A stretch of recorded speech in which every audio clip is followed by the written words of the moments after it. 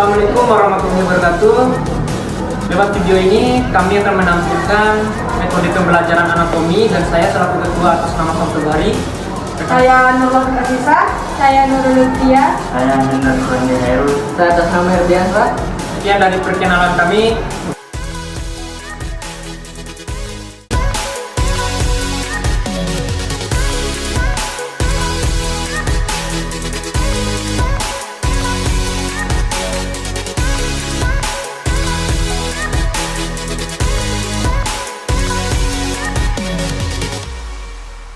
Assalamualaikum warahmatullahi wabarakatuh.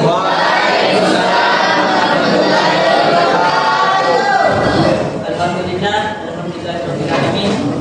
Salatu wassalamu ala asyrofil anbiya'i wal mursalin. Sayyidina Muhammad wa ala alihi sayyidina Muhammad. Pertama-tama, bila kita mengucapkan puja dan puji syukur atas kehadiran Allah Subhanahu wa taala yang telah menyempatnya sehingga kita dapat berkumpul di kelas pada pagi hari ini. Bila kita menjalankan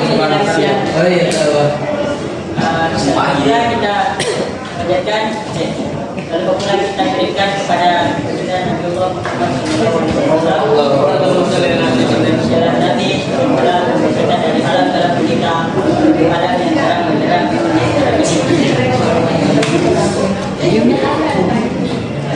kita pada pagi hari ini pada siang hari ini yakni materi tentang gerak tubuh manusia. Baik, saya persilahkan kepada materi pertama. Saya persilahkan dengan hormat. Oke, baik. Terima kasih moderator. Assalamualaikum warahmatullahi wabarakatuh. Waalaikumsalam warahmatullahi wabarakatuh. Ya, pada kesempatan ini saya akan memaparkan gerak tubuh manusia. Pada gerak tubuh manusia ada 3 rangkaian, yaitu yang pertama gerak. Gerak adalah suatu pergantian posisi yang dilakukan oleh setiap orang. Gerak adalah suatu yang ditampilkan oleh manusia secara nyata dan dapat diamati. Lebih lanjut dinyatakan bahwa gerak ibarat pupuk makanan bagi pertumbuhan dan perkembangan. Ya, seperti yang kita ketahui, gerak berarti kita goyang. Kan? Ya. Lanjut yang kedua, tubuh. Tubuh atau badan adalah bagian fisik materi manusia. Tuhan ciptakan makhluk hidup, tetapi kita lah yang manusia lah yang diciptakan dengan akal. Begitupun dengan makhluk-makhluk yang lain, ada yang berakal tapi tidak berpikir. Lanjut pada gerak tubuh manusia. Gerak tubuh manusia adalah satu proses yang melibatkan sebagian atau seluruh bagian tubuh dalam satu kesatuan yang menghasilkan suatu gerak statis di tempat dan dinamis berpindah tempat. Sistem gerak adalah sistem organ pada manusia yang berperan dalam tubuh yang terdiri dari alat gerak aktif dan alat gerak pasif. Nah, pada alat gerak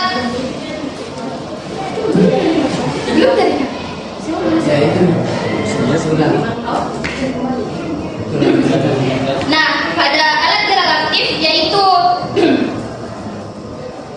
otot, dan alat gerak pasif yaitu berupa tulang. Nah, kedua alat gerak tersebut akan bekerja sama dan melakukan pergerakan. Nah, pergerakan itulah yang disebut sebagai sistem gerak. Nah, sistem gerak itu pun yang disebut sebagai muskuloskeletal. Oke, sekian dari saya kembalikan kepada moderator. Baik, itulah tadi materi pertama.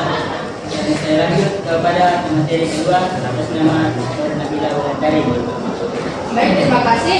Assalamualaikum warahmatullahi wabarakatuh. Waalaikumsalam warahmatullahi wabarakatuh. Di sini saya akan mendiskusikan tentang alat gerak tubuh manusia. Alat yang memungkinkan untuk tubuh melakukan satu gerakan atau perpindahan dipengaruhi oleh orang-orang yang berperan di dalamnya.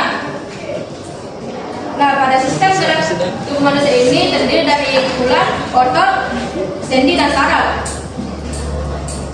Tulang merupakan organ yang dengan struktur keras dan kaku yang membentuk atau menyusun rambut tubuh manusia. Nah, tulang juga tersusun dari sel. Otot. Otot adalah sebuah kumpulan sel otot yang membentuk sebuah jaringan molekul yang berfungsi untuk menggerakkan organ tubuh. Sendi. Sendi adalah bagian yang menghubungkan bagian tulang yang satunya dengan tulang yang lainnya. Lanjut kepada materi ketiga atas nama resmi. Assalamualaikum warahmatullahi wabarakatuh. Waalaikumsalam warahmatullahi wabarakatuh. Terima kasih kepada moderator telah memberikan saya kesempatan untuk menjelaskan fungsi alat gerak tubuh manusia. Yang pertama, tulang. Tulang berfungsi sebagai alat gerak pasif yang bertujuan untuk menopang tubuh sebagai rangka yang menjadikan tubuh mampu berdiri dengan kokoh. Yang kedua, otot. Otot berfungsi sebagai alat gerak aktif yang bertujuan untuk membantu tubuh agar dapat berdiri tegak, membantu menstabilkan sendi-sendi dalam tubuh. Yang ketiga, sendi. Sendi berfungsi untuk menghubungkan tulang yang satu dan tulang yang lainnya yang memberikan fleksibilitas untuk tubuh yang bertujuan untuk membantu otot menggerakkan tulang. Dan yang keempat, saraf. Saraf berfungsi untuk mengontrol kontraksi otot dan sendi serta untuk mengkoordinasi aktivitas yang ada pada sistem organ tubuh, utamanya sistem gerak.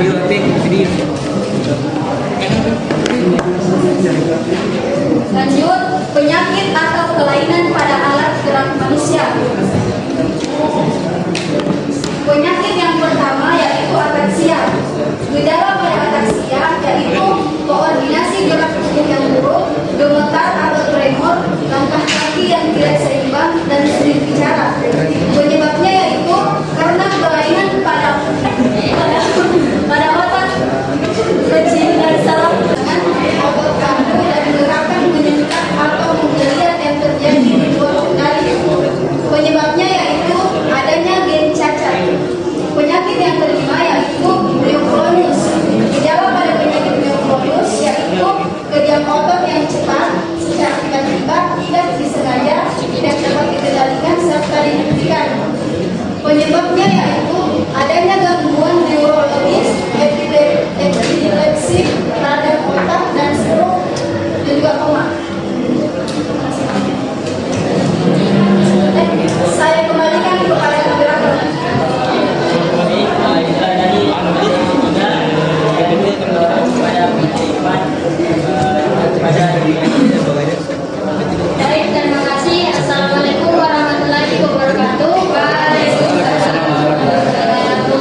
Di sini saya akan melanjut materi dari Hasni, yaitu penyakit atau kelainan pada alat gerak manusia.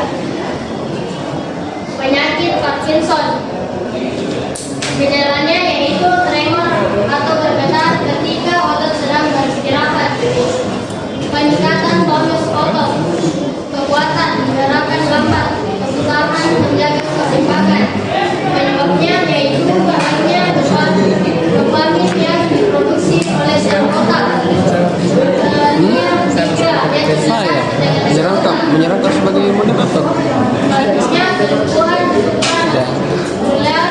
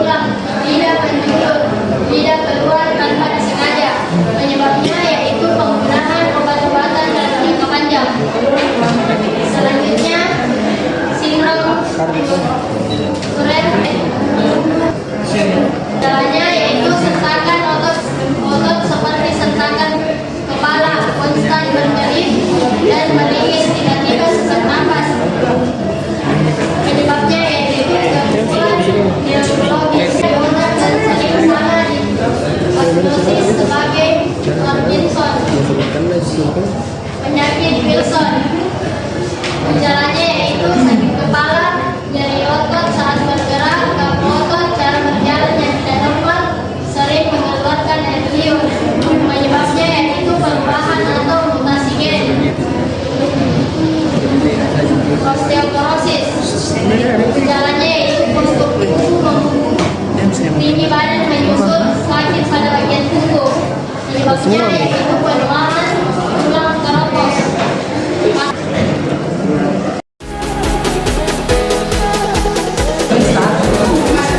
Oke, Assalamualaikum warahmatullahi wabarakatuh. Sebelumnya perkenalkan nama saya Rudi Bari dari Bima SMP dari kelompok 2. Sekarang ini saya bertanya jelaskan proses perkembangan tulang. Sekian pertanyaan dari saya. Assalamualaikum warahmatullahi wabarakatuh. Saya Syamsul dari kelompok 5. Langsung saja, di mana letak saraf dalam tubuh manusia? Sekian. Assalamualaikum warahmatullahi wabarakatuh. Perkenalkan, nama saya Muhammad Fadli Ramadan dari kelompok 1. Saya ingin bertanya kepada kelompok 3. Mengapa tulang dikatakan sebagai alat gerak pasif sedangkan otot dikatakan alat gerak aktif?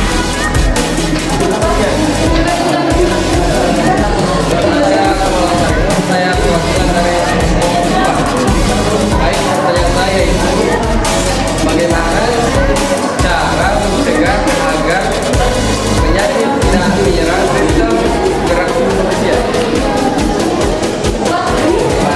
Bagaimana cara mencegah penyakit agar tidak menyerang sistem gerak tubuh manusia? Satu, saya akan menjawab pertanyaan dari Dr. Bari, yaitu jelaskan proses perkembangan tulang.